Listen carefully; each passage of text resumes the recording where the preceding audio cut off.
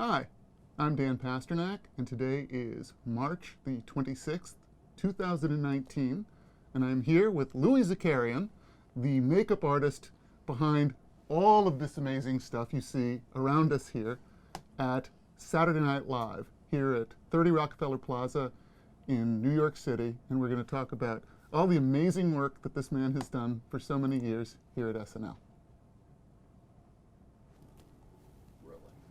Excellent. What do I? Oh, sorry. Before we start, do I look at you? If you don't mind. Okay. Yeah. No. Just to And know. you don't have to repeat any questions. Okay. He's mic'd too. So Okay. Just wanted to make talking. sure. All right. Perfect. All right, so we're going to start at the very beginning. What was your name, your full name, at birth? Ludwig Zakarian. Ludwig? Yes. And when did you become a Louie? In junior high school, I hated being called Ludwig, and they would call you Wiggy, and I kind of hated that. So I just decided on my own, I'm going to be Louie. So junior high school, I became Louie, and kind of been Louie ever since. And that stuck? That stuck. Okay. And then when and where were you born? I was born in New York, New York Hospital. And your actual birth date? April 29, 1968. All right. And so you grew up here in New York? Grew up in Queens, New York, born and raised, been there forever. Just about to move out to Long Island finally. Let's see, 50 years in Queens, now it's time to move a little further out. And tell me about your family growing up. I have one older brother. We grew up really close. He's 6 years older than me. We were really tight. My whole family's more technical engineering. My father was an electrical engineer. My grandfather was a teacher. My uncles are all accountants and engineers and stuff. And I was the only one in the family that decided I love arts and I love to draw and paint and do all of this stuff. And they basically said I was crazy. So now when do you feel like that spark first got lit for you, that creative spark? I think when I was like 12, 13, I've always loved to draw. I always loved to paint. And when I was like 12, 13, my parents got me, it was a toy, called the Mr. Hugo doll. This weird little, it was a little hand puppet, but it came with mustaches and noses and wax and blood and a wig, and you could put the mustaches and stuff on the puppet, but it was also big enough, the head, so it could fit on a 12-year-old boy's face. So I could put cuts on my face and blood and scars and mustaches. So I used to do that, that was one of my favorite toys forever.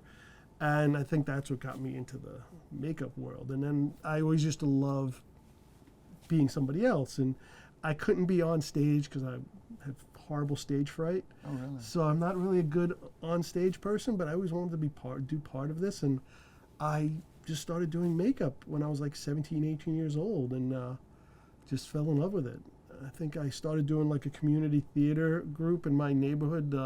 St. Andrew's Theater St. Andrew's Church had a community theater group, and we did Annie, and I got to do the bald cap on Daddy Warbucks every day. And actually, the guy that was playing Daddy Warbucks is a big cartoon, DC comic artist, George Perez. Oh, wow. So I would make George Perez bald every day to play Daddy Warbucks in the community theater. And that was my start. My first real gig doing makeup was doing that community theater gig. And now, how did you get your training? I kind of just taught myself. Really? At the time, there were no schools. There was no place really to go to learn, so I bought everything I would buy. I would buy every book I could get. I would read every magazine that had Dick Smith's makeup handbook, devoured it. There was Vincent Kehoe's makeup book. I read it like cover to cover dozens of times. Belasco's makeup book, cover to cover dozens of times. I would just read it. And I would look at magazine articles and interviews in magazines, and my biggest thing was when I saw a picture of somebody in front of a makeup counter at their station, I would sit there with a magnifying glass trying to see what was on the counter to see what they were using. Oh, wow. Because now you do this and you can zoom in.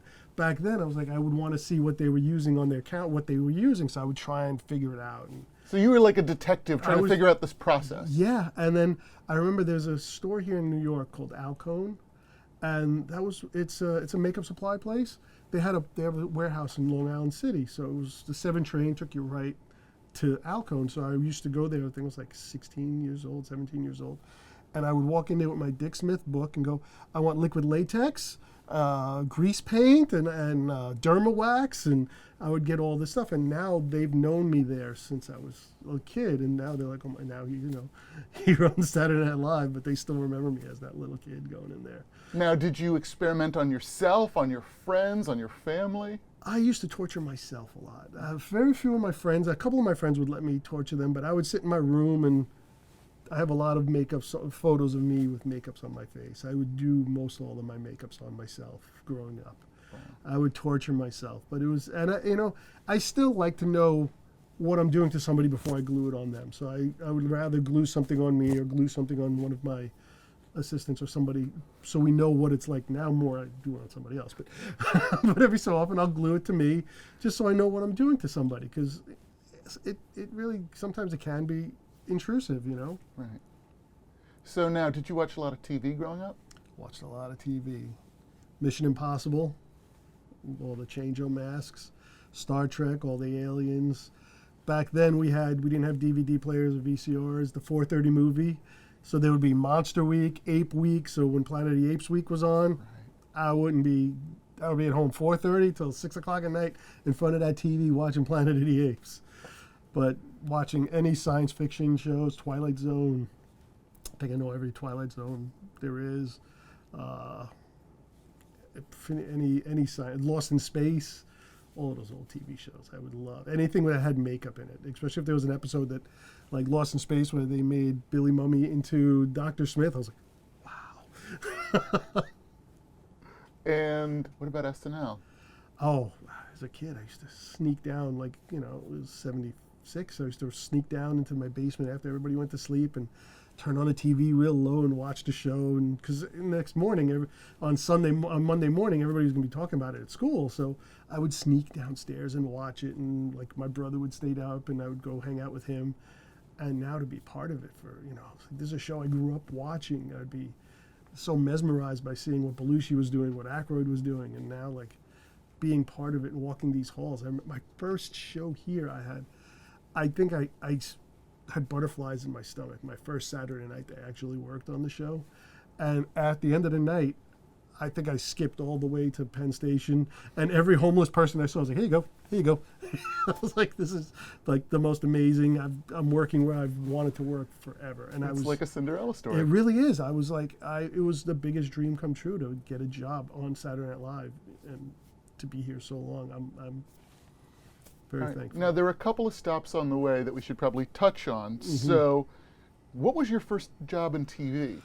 First job in TV was Monsters TV show. I worked for a shop, a guy, his name was Vincent Guastini. He had a shop in New Jersey, and Dick Smith had this makeup course that I had taken finally. I took Dick Smith's makeup course, and my name was on that course. So I got a call to come in and interview, and I got a job working on Monsters, the TV show, for I think we did 5 or 6 episodes of that. That was my first step into TV. Now that was like an anthology show, right? It was like a Tales from the Crypt, Tales from the Dark Side, like a Twilight Zone-y kind of anthology. Each week was a different episode. I think I worked on one episode where in the shop we built this green creature. I think that was my first thing. And then we turned, one episode was with Steve Buscemi as a pig. So I helped turn him into a pig. So it's all those kind of different cool makeups. And in the time, New York, there wasn't much film or TV being done in New York. The networks were doing stuff, but those kind of shows were all being shot in LA. Around what year would this have been?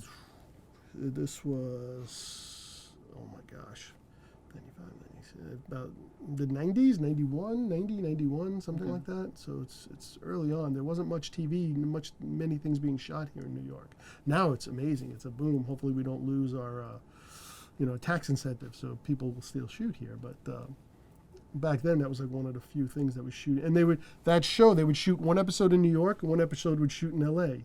So they would alternate. One week it was New York, one week it was L.A. So you just did the New York shows? I did only I think 5, two episodes one season and 2 or 3 episodes another season. And I was just working in the shop at the time, but it was my first, step into doing TV stuff. And now your next TV job is you worked on the Donahue Show?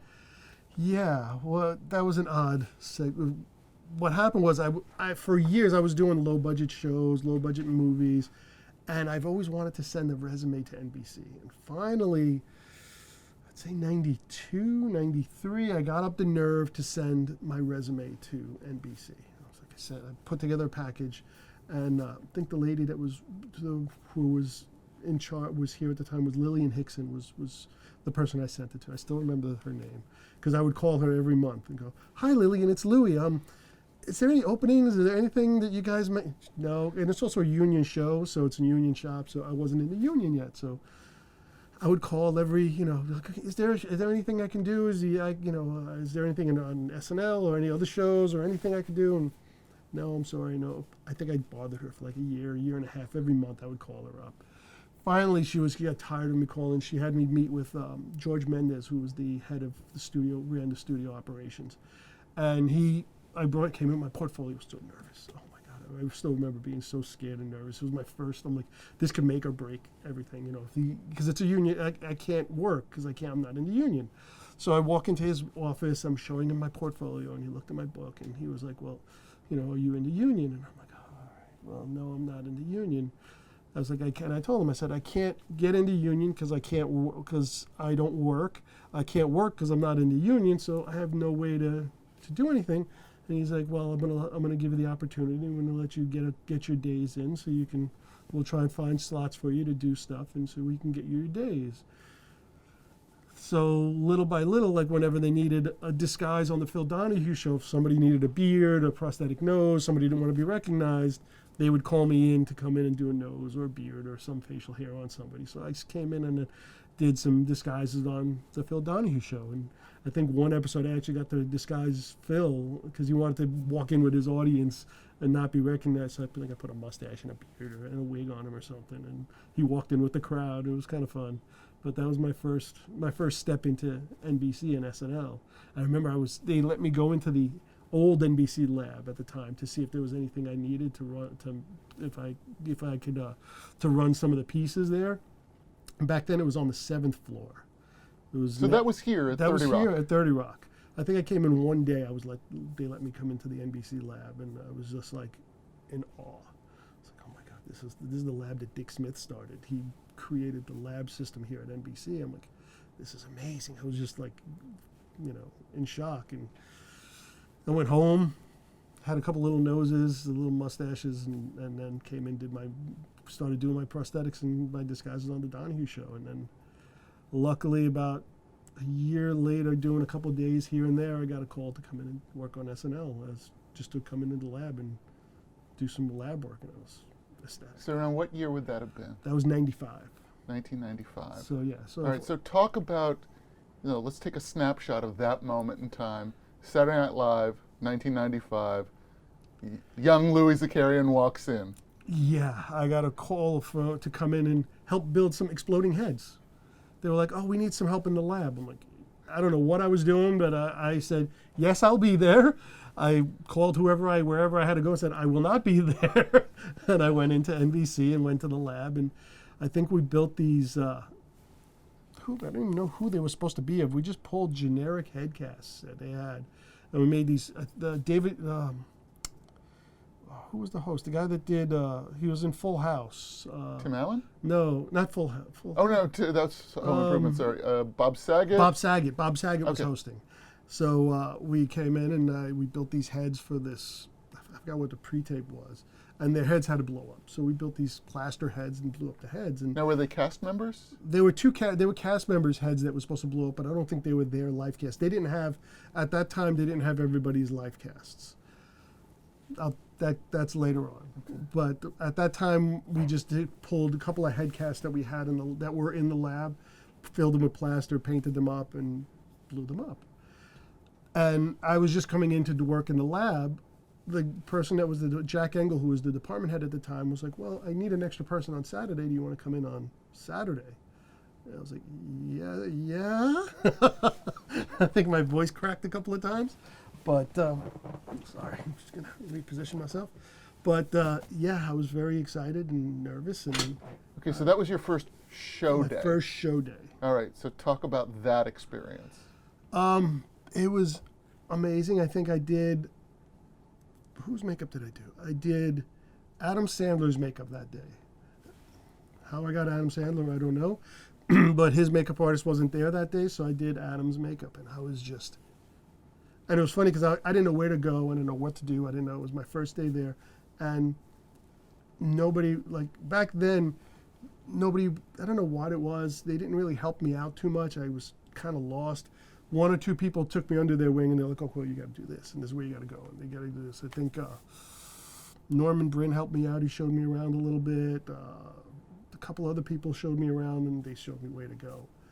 And I was just nervous about screwing up. Thank goodness Adam didn't have any facial hair. He didn't have any quick changes. It was just make him up as himself, and it was a nice, easy night.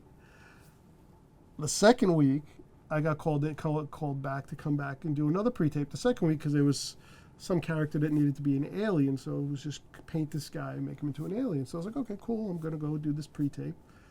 So I did the guy's the alien, and they shot it. And then there was supposed to be another actor that was supposed to come in, and he didn't show up. So the director turns to me, Jim Signorelli, he's like, well, the guy didn't show up. You're about the right age group. Read this, memorize this page of dialogue, and read, and we'll shoot you as that person. Like, okay, it's my third day at SNL, my second show I'm ever there. I'm like, okay, I shot it, we did it. That Saturday night, I'm sitting there, I think I did Chris Elliott that night, and the monologue starting, and I'm like, oh, they're not going to use my bit. And I'm the new guy there. There have been makeup artists there that have been there forever. There's my second day there. I'm sitting there, I'm cleaning my brushes, I'm looking up at the monitor. Oh, okay, comes the monologue. I'm watching. All of a sudden, my whole thing was on. The dialogue, the whole deal. And every makeup artist was like, every makeup and hair person, like, they've been there forever, and they haven't been on camera. I'm on camera with dialogue in the monologue that it's not going to get cut. I was like, oh my gosh. It was like I was getting dagger shot. Who's this new guy? Who's this new guy? He's here 2 days, and he's already on the show with oh my gosh. And then, that was like the beginning of it right there. And then... All right, now, so you talked about how you were specifically assigned to Sandler. Sandler the first time. Okay, so talk about how, because we got this perspective a little bit when we interviewed Jody. I'm curious if it works the same way where she talks about, like, tracks. So talk about how it works with makeup for the show. Well, back then it was different than what it is now. Okay. Like back then, we still have the makeup tracks. Like each cast member has a makeup artist, hairstylist, and a wardrobe person that's on them the whole night. And that's pretty much the same way it was back then. You're assigned a makeup artist, and you get your running order of the show. And then you see, okay, my cast member's in the monologue, he's in the third sketch, which is, I don't know, dog park or whatever, and you go from there and you mark off on your running order what sketches your cast members in, and you just got to make sure that they look right, they've come into you, you've touched them up before they show. If they got a mustache, you put all your little notes on your sheet. Mustache this sketch, like as the department head, I'll bring out all the mustaches and we'll set them up at everybody's station so that they have all their facial hair, whatever they need. So you make your little notes, and you know that, okay, I got to get a mustache on, and you figure out, I've got from the cold open to this sketch, I've got 15 minutes running time, so I'll get him in at 2 sketches before or whatever. So you kind of plan out your day. You got to kind of plan out your show. For the dress rehearsal before it starts, you plan out your show. Before the air show before it starts, you plan out your show, because you want to know where you're going to be. Where there's so many areas in the studio that you've got to change. You could get changed at Joe's desk. You can get changed at Pardo's booth. You can get changed at the spiral staircase. Paint cans. There's Shirley booth. There's John Wilkes booth. There's all these different areas that everybody's named, and we know, okay, you go, okay, go to John Wilkes. Boom, we know where to go. Shirley booth, we know where to go. And it's just I wasn't aware that these locations had been named Shirley Booth and John Wilkes Booth. John Wilkes Booth. Those are hip references. Joe's desk. It's so many weird different references. There's Don Pardo's booth.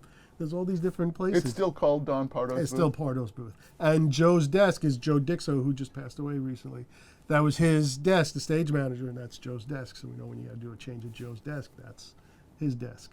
So it's a little bit of history there, That's amazing. Okay, so how long, you came in 95, how long before you were fully like a regular member of the makeup team here? So I started the the last two shows of the 94-95 season. 95 came around, then there was that big change. They got rid of most of the cast. Who had been in that cast? That cast was I mean, was that like Sandler, Yeah. Spade. Spade was still in when I came in, but Spade was in the cast then. Chris Elliott, Ellen Cleghorn. Was Farley still here? Farley had left already. Phil had left. Phil already. had left already. Schneider was still here, I think. There was a couple other people that were. There was that change. Molly Shannon was here. Tim Meadows. Right. So there was the big. They changed everybody. Crew. They changed almost the entire crew. Oh wow. They got rid of most of the entire cast. So I think Molly, Tim, and Spade were the only three that stayed on, and then the rest of the cast. There was Will Ferrell's first year, Daryl Hammond, Jim Brewer, Sherry O'Terry. Who else was in there? Tracy came on later. Chris Kattan came on later. Was Tina here yet? Tina was a writer, but she wasn't on the show. She yet. wasn't on the show yet. She wasn't on the show. She was a writer. Wow. Okay. Who else was on the show at the time? But it wasn't a big a cast. It wasn't that huge. Okay. So the next season. Oh, and he was on in the Kids in the Hall. Mark McKinney. Mark McKinnon, yes, Yeah. he was on the show too. Right, for one right, year, right. and Dave Keckner, and Nancy Walls. Right. So those were the cast that when I really started. This So is before she was married to Steve Carell. Yes, before she was married to Steve Carell. So I came in that season as a lab. There was the different department head. Mike Matty was the department head at the time. Kelly Gleason, who was in the lab, and me. The three of us would be in the lab, Thursday, Friday, and Saturday. Me, Kelly, and Mike. Mike was the department head. Kelly and I would build the stuff in the lab and get things going. And so that was when I really started full time on the show. I would come in Thursday, Friday, and Saturday.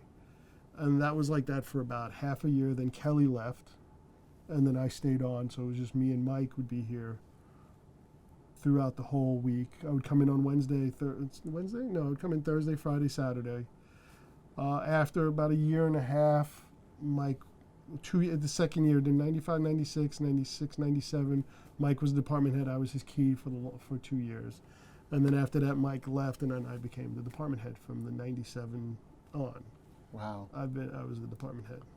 So before we get to you becoming the department head, because I'm always curious about this, because there's no other animal like SNL.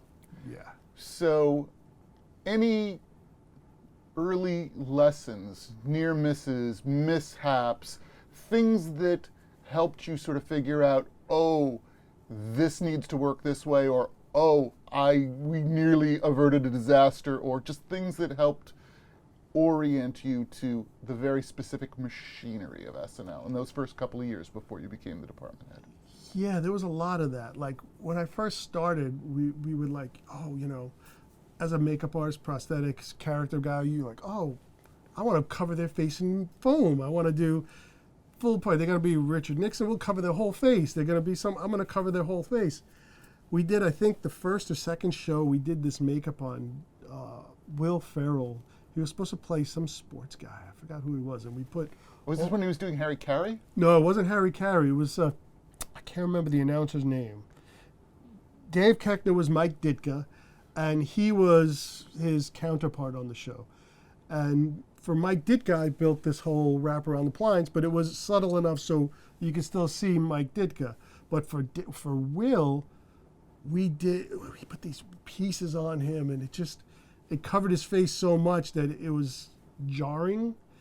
And Lauren was like, "What the heck is that?" We between dress and air, we lost all the prosthetics, and kind of learned, okay, well, we can't really go crazy with the makeup because Lauren still wants to see who's underneath the makeup. Anytime I've ever done anything really heavy, I've learned, no, got to tone that back because it's not.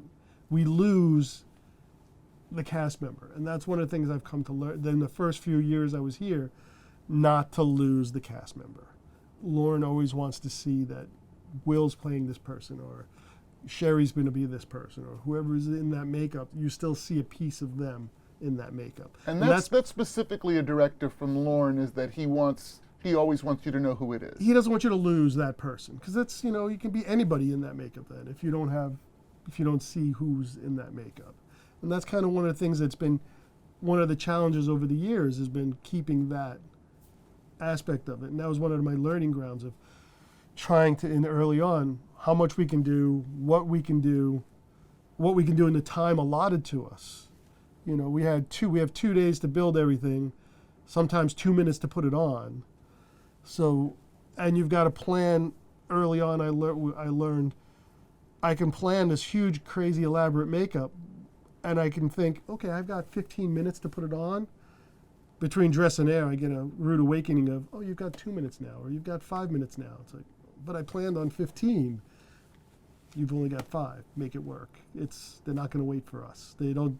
My favorite thing that Lauren said is, we don't start at 11:30 because we're ready. We start at 11:30 because it's 11:30. So he goes on when they go on. It's not because we're ready. Well, before we started rolling, you told a story that I thought was so great about Lauren sort of coming over to you and asking how long something would take. Would you mind repeating that? Because it was so great. Yeah, I forgot what makeup it was. I think it was, we did an Avatar makeup on, and again, I got myself in trouble on this one too.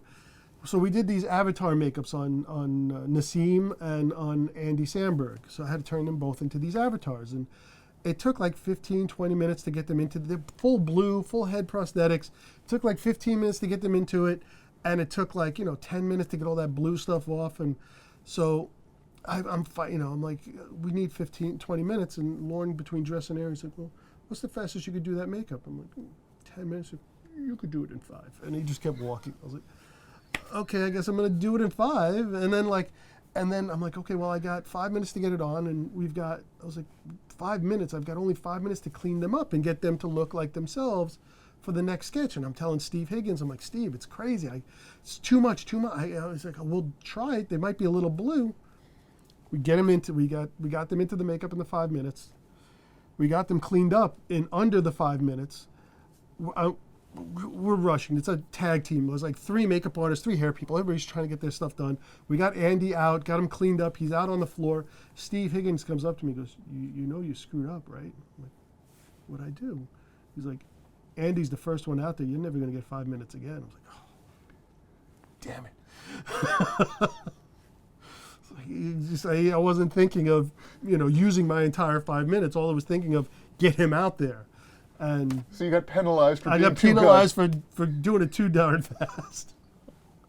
But that's what I love about the show, is it just keeps you on your toes, and you kind of like, most of the people that work on the show, they can turn it on and turn it, like, if you can deal with craziness and mayhem, it's the place for you. And I thrive under craziness and mayhem. If I think about it too much, I'll screw things up. If I go into autopilot, it just seems to go. So now talk about how all the different departments, I mean, it would seem like they're so interdependent. Like, you kind of can't pull a cast member off and have them to yourself, right? I mean, everybody's got to be on everybody who needs to be prepped kind of all at the same time, right? Well, especially like if a host has to get a makeup on. The host is getting his makeup done, his hair getting done, and his clothes getting put on all at the same time. So you've got to be able to dance and move, and because you can't say, oh, it's my 2 minute. If you got a 2 minute commercial break to get somebody into makeup, you can't say, well, 30 seconds are for me, 30 seconds are for you, 30 seconds are for you, and 15 seconds each way to and from. No, it's 15 seconds to and from set, and a minute and a half, everybody just does their thing. And everybody just works hand in hand, where it's so well organized. It's choreographed mayhem, for lack of a better term. Sorry, I'm making a lot of noise here. I think we're good. But it's really, everybody works together so well, and all the department, makeup, hair, wardrobe, everybody helps each other out. Where makeup people are putting clothes on, hair people are helping with makeup people are helping with wigs. It's all a unified front. If we didn't work together, the show wouldn't happen. So now, how did your role change when you became the department head, and what sort of practices did you bring to the job that might have been different than anybody had done prior to you? I don't know about practices. I like people to work together. I put together my team most of the people that have been with me for years, and I've got one of the best makeup teams around. I mean, everybody says that, but I'm really fortunate. I've got an amazingly talented crew of people and it takes an army. I've got 16, 17 makeup artists that work on a show every Saturday, and they've all got to be able to work in unison. And they've got, like, when we do a makeup change, we have 3 makeup rooms. There's the small makeup room that all the prosthetic and character changes get done. There's the big makeup room, makeup and hair room that gets, like, the starting of the day, they get ready. There's the quick change area makeup room where a lot of the cast get made up. But that prosthetic makeup room, that little makeup room, there are 5 makeup stations in a room, maybe 15 by 10. And there's maybe 20 people in this tiny little room, everybody trying to get their job done and get in and get out without knocking each other over.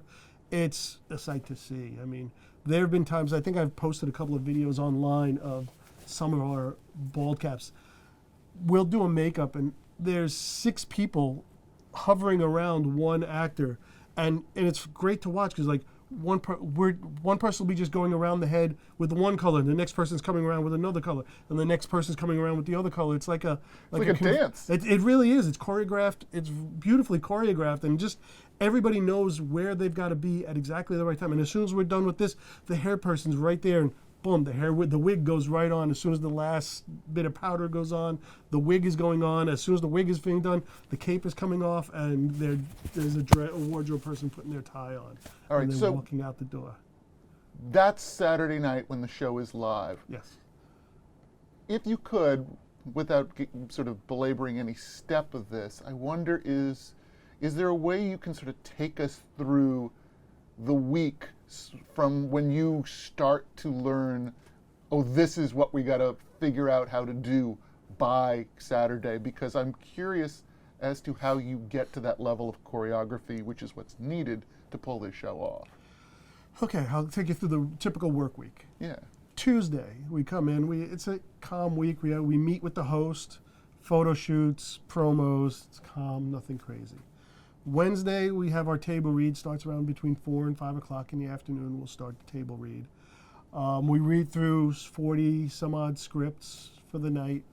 During that, 40 individual sketches, and I'm taking notes. Okay, in this one, Kate's going to be an anglerfish. Okay, Kate's going to be a blobfish, or Kate's going to be Giuliani, or I'm writing my little notes, trying to figure it out in my head, so that later on at the end of the night, after we're done with the table read, there's a creative design meeting at the table, and the cast and the writers will come over to us.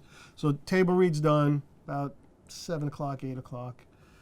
We meet up again at 9 o'clock at the design table, and that's when the cast and the writers come over and they start talking about their sketches. So from those 40 sketches, they'll pick 14 or 15 sketches that we're going to run for that night, for that week.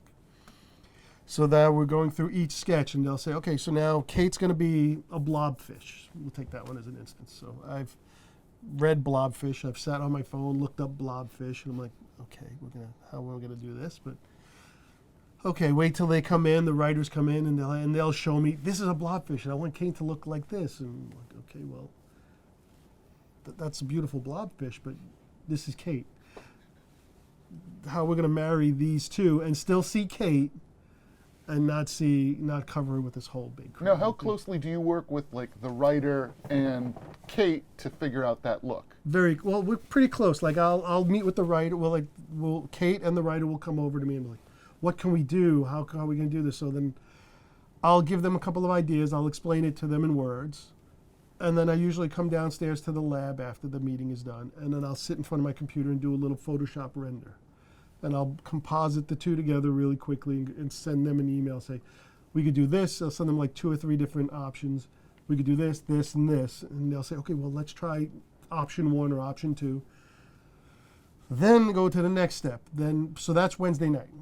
Thursday morning, I'll come in, I'll take her life cast, or whoever's life cast, and start blocking out rough shapes in clay, just to see what will work, what won't work, what's going to fit, what's not going to fit. Once I've got a rough idea on Thursday, that's when I'm also figuring, okay, how do I break this down? Do I make this big face? Do I make a little face? Where's this piece gonna end? Is it gonna end here? Is it gonna end here? What's gonna be the quickest way I can glue this on and make it look as seamless as possible? That's all in the design of the pieces. That's one of the things I've got on a movie. You can do it anywhere because you've got hours. You can take your time. On SNL, I'll be like, okay, I can end it here because they're gonna have a pair of glasses on, or I can end it here because it'll go in this little crease of the eye, or I can end the piece here. You know, it's kind of knowing. So it's not only thinking about the aesthetics and sort of what's going to best sell the piece and serve the performer, but you've also got to be thinking about, well, what's practical for the time you have to pull this off. Exactly. Where can I put this? Where can I end this piece? Where can I make it so that it's going to hide it the easiest and be the easiest and quickest to put on? So it all, you know, and that I'll tell you another story that bit me on the butt down the line. But for this particular case, I'm like, okay, we figure out, do the rough sculpture. So that's Thursday, I'll sculpt. And there's also rehearsals going on. And this is only one character out of the show of 14 sketches. So that's shut, and then we'll have maybe another political character, we don't know the cold open yet, so we're waiting on what the cold open's going to be. So the whole show is going on. We've got pre-tapes going on sometimes on Thursday, but on Friday there'll be pre-tapes. These are like the digital shorts. The digital shorts. Right. Back then it wasn't as much. Now it's become a huge. We do 3 full film segments on a Thursday. And you're involved Friday. with those as well? With those as well, yes. So back then it was a little calmer. Mm-hmm. Now it's gotten crazier. And I imagine the process for the digital shorts is a little bit more involved because you're not thinking about quick changes as much, right? That's more like traditional production?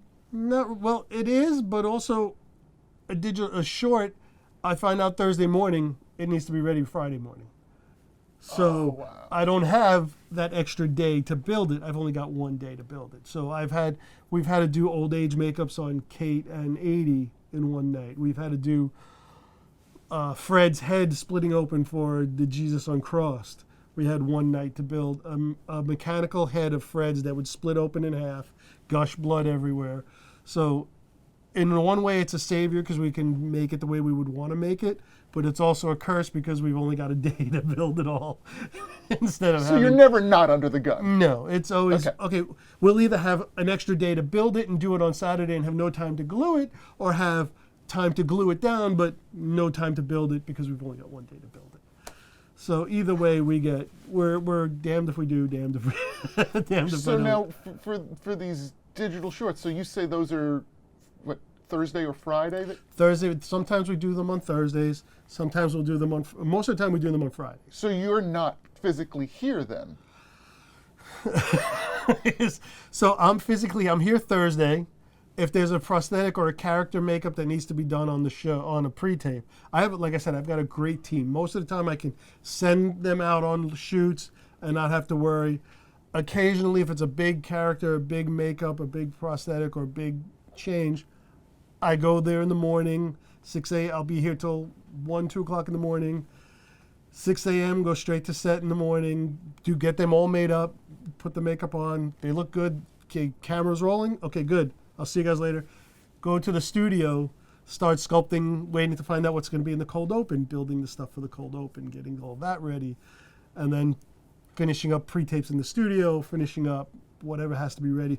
Facial hair gets built. It's got to be styled and curled and cut and trimmed. It's a crazy world of that, too, because you think hair would be the hair department. Facial hair is makeup. Top of the head is the wig department, is the hair department. So like we get all the facial hair, so I'll have to style and curl and put all that together. So that's the Friday now. We've got Thursday morning, sometimes 6 a.m. till Friday, 1 o'clock in the morning. And then go home, sleep for a few hours, and come back at 9 a.m. the next morning on Saturday and start getting ready for the actual show that we've got to do Saturday night. And again, I think some people know this, but maybe not a lot of people do, but you actually do 2 full shows Saturday night. You do dress and air. We do a run through in the morning at like 1 o'clock. Do a full dress, everything at 8 o'clock, and then the full show at 11:30, live with everything. Now, is there ever a moment where it's like, okay, this cast member has a lot of very involved makeup, going from this sketch to this sketch to this sketch, and suddenly the order gets shaken up between dress and air, and you're like, oh, I can't pull it off. I mean, do you ever have the opportunity to put your hand up and go, this is not going to work? I've tried. All I get is, you could do it. So you can't say no. Can't say no. I don't. I think I. Wow. I think I. If I've. I don't think I've said no in my 25 years I've been here.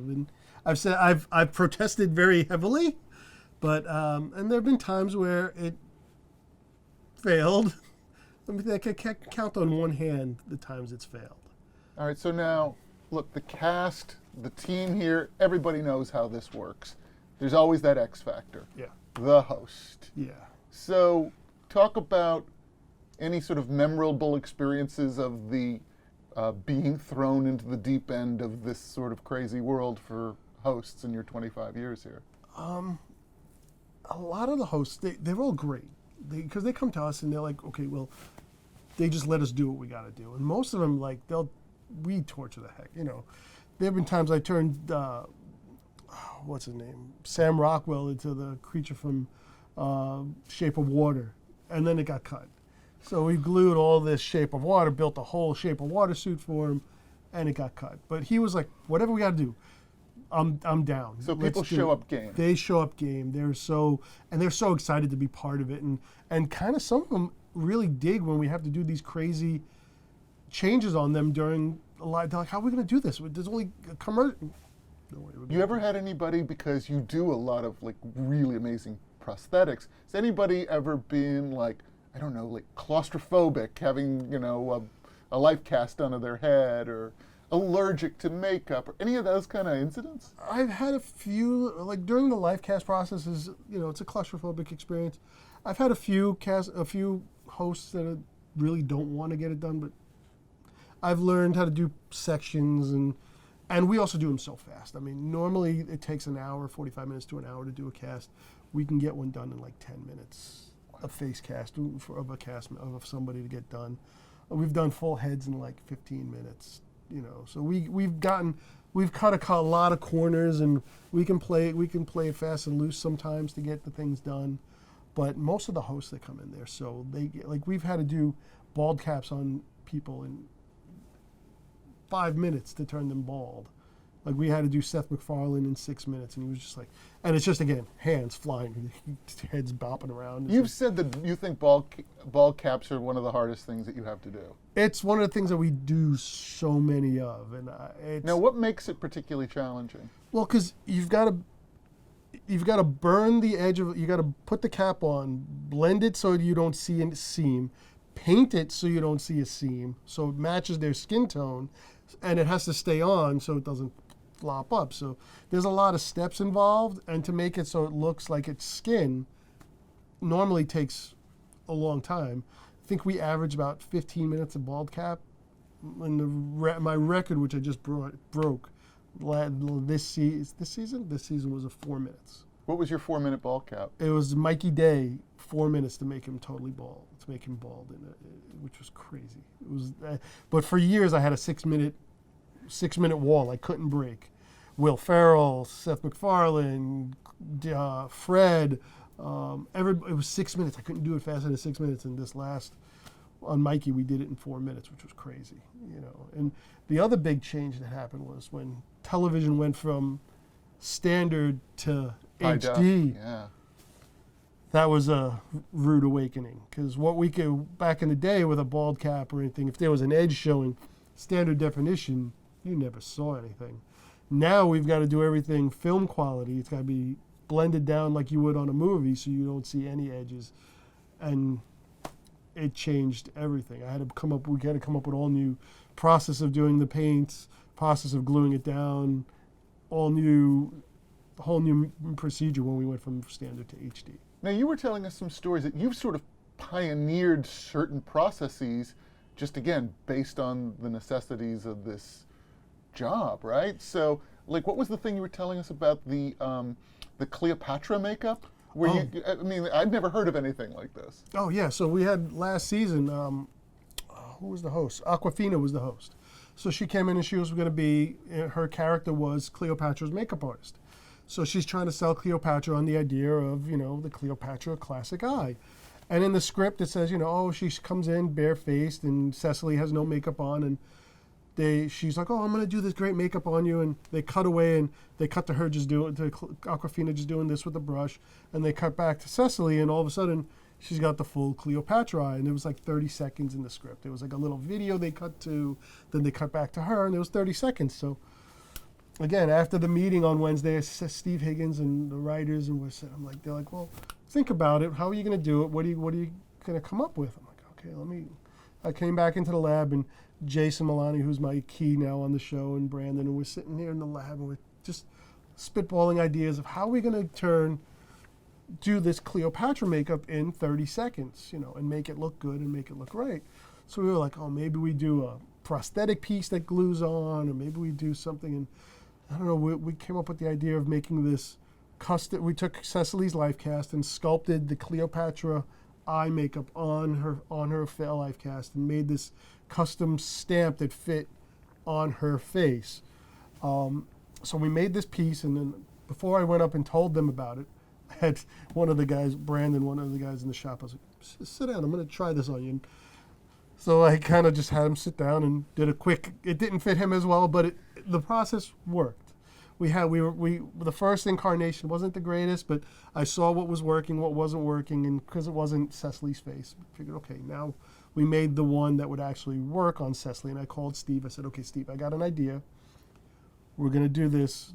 I'm going to try it on Friday night when we block it. Can you block it later in the day? So we're like, okay, we could block it later on in the day. We'll do it like one of the last things, and we'll just try it out. So Friday comes around, and I go up to the rehearsal. They're going to rehearse the sketch. They block it out. And I just walked up to Cecily. I was like, told to Cecily about it. I said, I'm going to just walk up to you when they cut away, press this against your face, press it back, and everything should be there. So okay. We did it for the rehearsal. Worked beautifully. They were like, what? It was kind of stumped. I was kind of stumped. Everybody was we're like, okay, let's hope it works that way on Saturday. So we went ahead and did it on Saturday for the dress rehearsal. Dress rehearsal comes, and there's 30 seconds in the script to do the makeup. So I'm like, okay, great, I got 30 seconds. If it's not perfect, I can go in there with a brush, I can clean it up. So they cut away, I step in, press it, pull back, look. I'm like, I got 30 seconds. I'm looking. I'm like, okay, she's great. I don't need to touch anything up. I step out. Between dress and hair, Steve is like, oh man, that was great.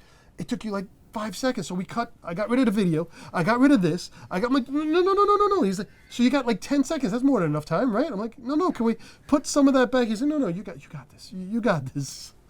So now I got 10 seconds to do this Cleopatra makeup on her, and I'm like, I'm sitting on the side of the stage, the sketch is going, I'm watching them on it, and Chris, our stage manager's like, as soon as my time, he's like, go.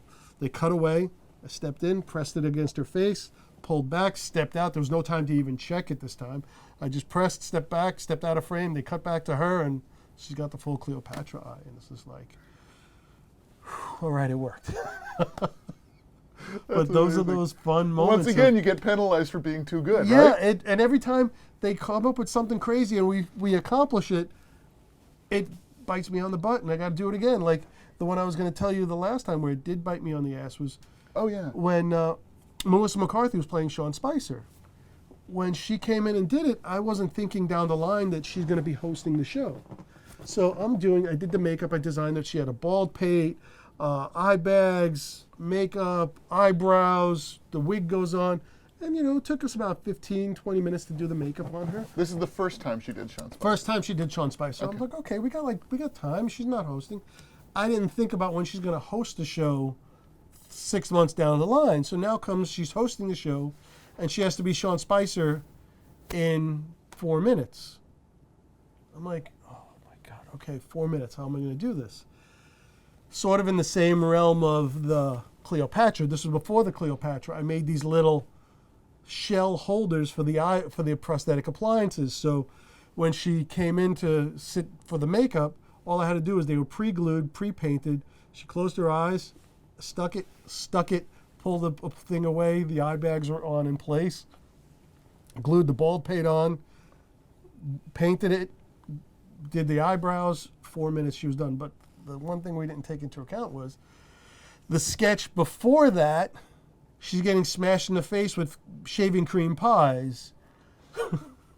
So the 4 minutes turned into less time because they had to get all that shaving cream off of her, and she was such a trooper. She swallowed so much of that shaving cream. So the whole time she's trying to glue this on, and she's got shaving cream. So it was a mess, and she was so great. I loved working with her. She was so much fun, it bit me on the ass because I didn't think down the line that she would be hosting the show and make the makeup more simple. Well, and the other thing is, particularly with Melissa McCarthy doing Sean Spicer, you also have to, I guess, take into consideration how physical that performance is, because this has got to be pretty durable. Like, whatever you come up with has got to, withstand the rigors of whatever the performer subjects it to, right? Exactly, and she's so great at bringing it to life, and like even when I was doing it the first time, she's like, the moral, can we do this, and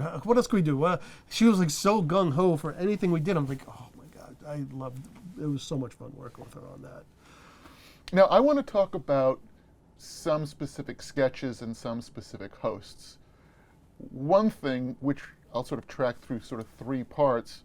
Before we started, you were saying that you actually kind of have a bit of history with the Trump family, going back to Fred Trump? Yeah, Fred used to go to the house and be like, just hang out in the house and make sure that Fred Trump was okay.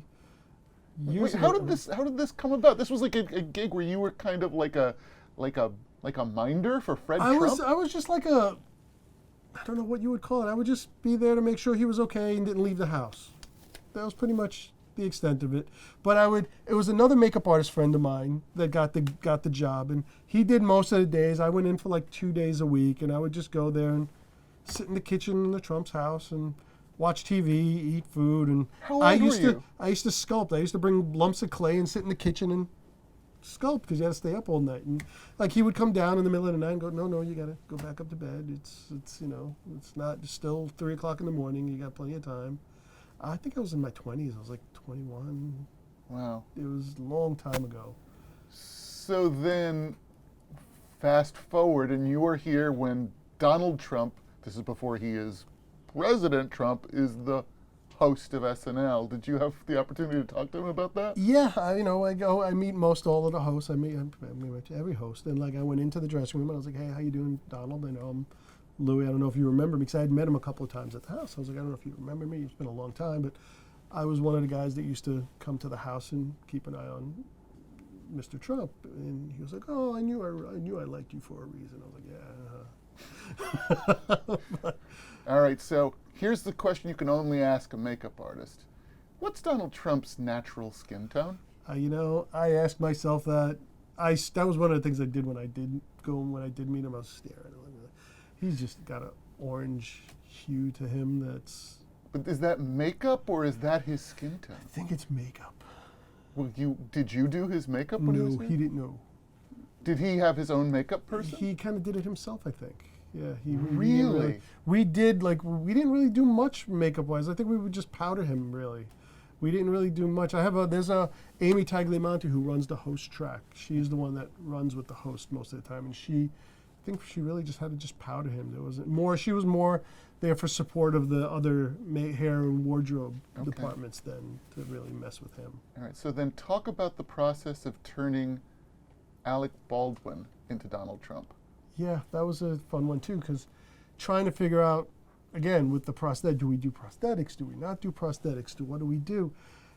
And I took his face and did some Photoshop renders again and various hues of orange to try and see what color would be the right one, and came up with a nice color scheme to make him just the right amount of orange. And then we built these beautiful, the hair shop downstairs built these beautiful eyebrows that go on him to give him those crazy Trump eyebrows. I've stared at those eyebrows a lot. And then just some highlight and shadows on Alec's face, and then Alec would just bring it to life. He would just sell it. And that's pretty much it. It was just the right... Did you experiment with the shade of orange at all? Or played with a lot of shades of orange. First it was too orange, Then we went too pale. Then there was at one point I was using like straight orange, and it just was too much. What did Alec want? Alec wanted straight orange. He wanted full He Oompa wanted Loompa. full. He wanted full Oompa Loompa. He wanted real. And Lauren was like, it's a little bit much. Let's tone it back. So I would have to tone it back a little bit, you know. How hands-on is Lauren with all of these kinds of decisions? He's like, I get my notes straight. Like Lauren will be like, oh, it's a little too much this, or the eyebrows are too crazy, and he's on top of it, you know. He's got an eye for it, and he knows what he's looking at, you know. All right, I want to And get... that's one of the things I always think in the back of my head is whenever I'm doing a character, I'm like, okay, what's Lauren gonna want to see?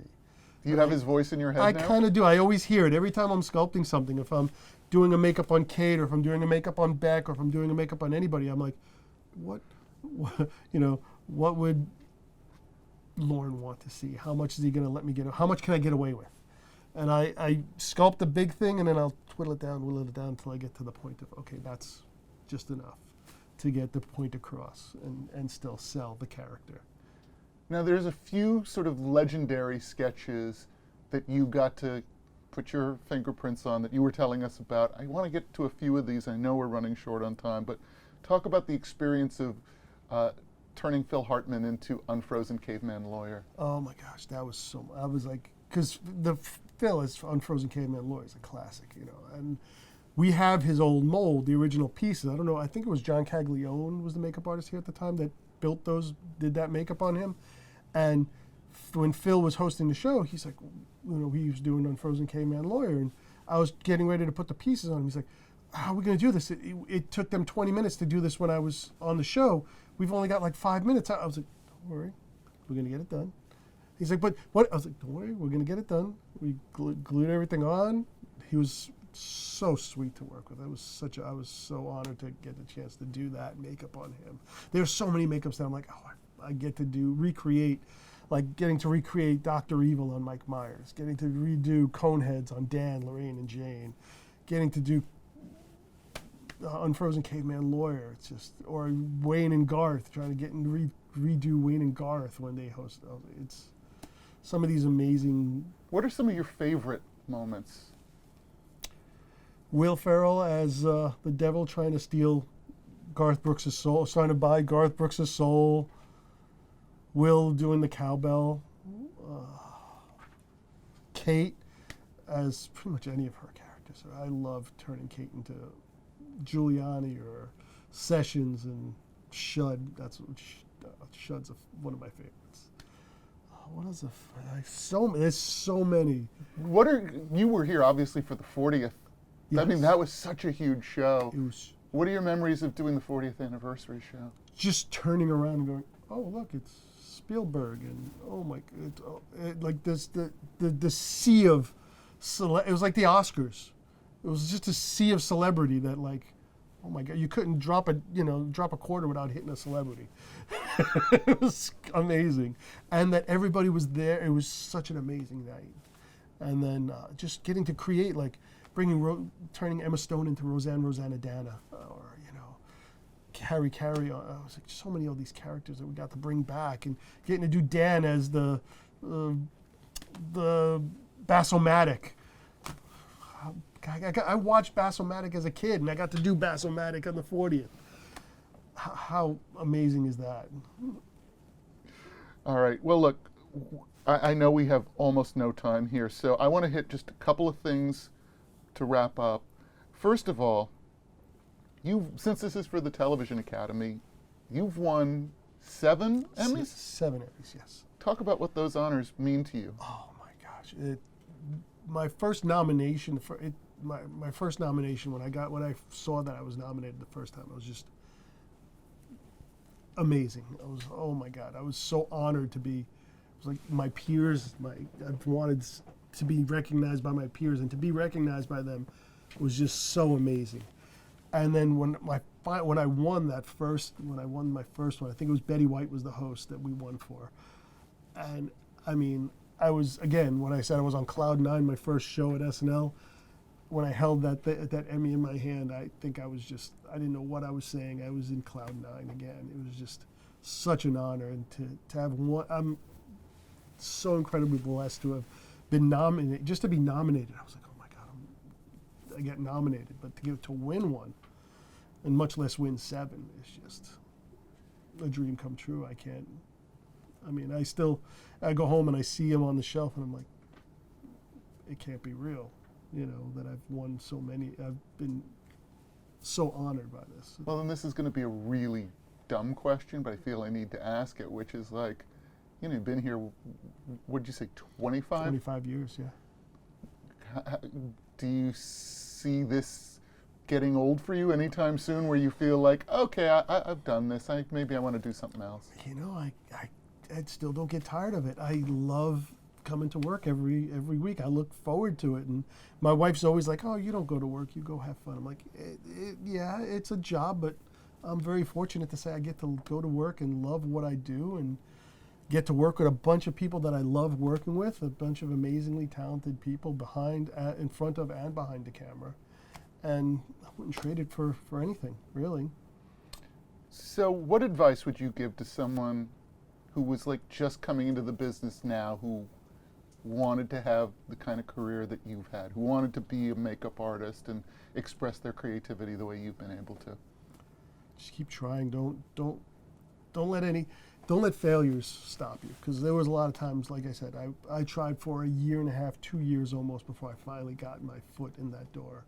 I got the door slammed in my face a lot, but you got to keep trying and keep honing your craft. Even now, I don't stop. I'm always trying to see what the next process is. When I started out, everything was foam latex. All our prosthetics and appliances were foam latex. All our foundations were grease paints and oil-based. Now we've got airbrush foundations, airbrush makeups, silicone appliances. There's always something to learn, and I'm a big proponent of learning all the new processes. Everything is changing so much. The technologies, everything is, just keep learning. Don't get stagnant and go, oh, this is the way I do it. There's no other way to do this.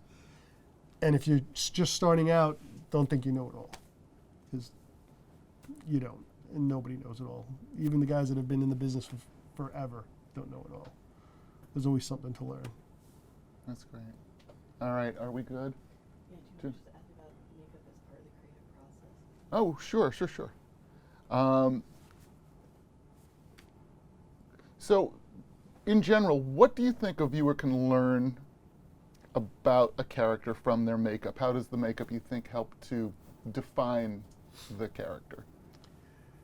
The makeup really helps define them by, like, I've noticed it as we start putting their makeup on, like as we start putting a makeup on a character, they start to transform themselves into these characters. Like, as I'm painting, I'll give you Alec as an example.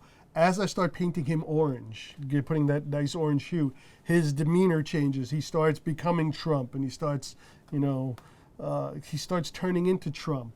When Will Ferrell used to play Bush, we would start putting his makeup on and put the little highlights and shadows, and he would start turning into George Bush. Do they sit there like getting into character, doing the voice? All the time.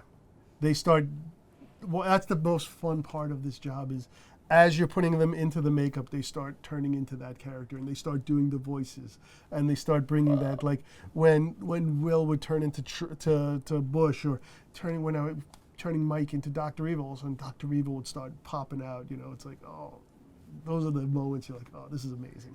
Right, one thing I just remembered, because we were looking in the next room at all of these pieces and prosthetics and life casts that you've got, and you talked about things that you hold on to if a sketch gets cut, and then maybe at the end of the season and you realize the thing's not going to get used. What were you telling us about Lumpy? Oh yeah, well, we all our molds, we destroy them at the end of the season. Like, if we're gonna throw anything away, I never throw anything straight in the dumpster, because there's a lot of dumpster divers, and you see everything on the garbage on eBay or something. So we smash everything, and we had this little hammer, and one of the guys that was in the shop, Josh, he came in with this big mallet. It's like a big sledgehammer thing, dubbed it Lumpy. So so whenever we got to smash anything, we grab Lumpy and smash a mold.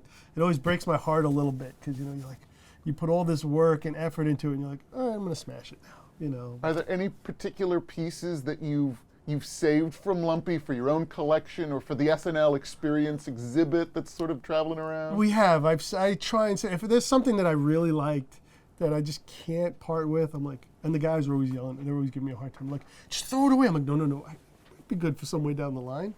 And I'm a bit of a pack rat, and it's saved me so many times because we'll be like, oh, didn't we do a monkey for this, or didn't we do, and we'll pull it out of the mold room and be like, okay, that'll save us a good half a day. Or if we find out Saturday night that we're going to do this thing on Friday night, that Saturday morning we need this character, I've got a mold room in the back that's full of stuff, but it's tough to get rid of. Weren't you saying there's something about, because you had done some specialty stuff for the Chappelle show, that when Chappelle hosted that you had something that you were able to repurpose? I had his live cast from when he hosted it. When I used to do the Chappelle show years ago, I used to do some prosthetics for that, and I turned him into Yoda, so I had his live cast already.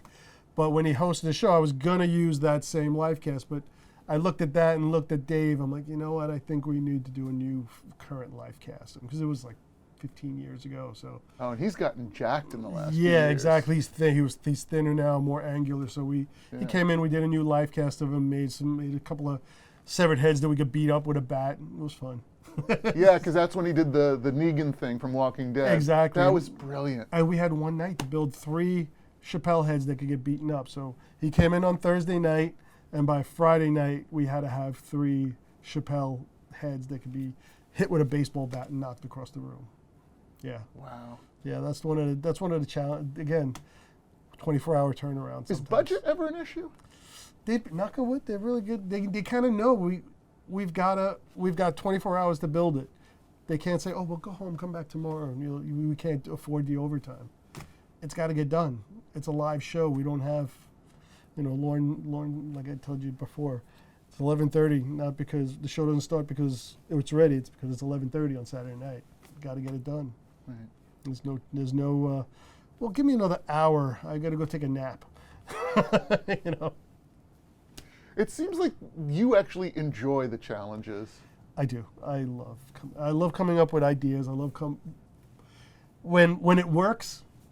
I love it. And the best part about SNL is immediate gratification, because the show goes on. We have 2 days to build it.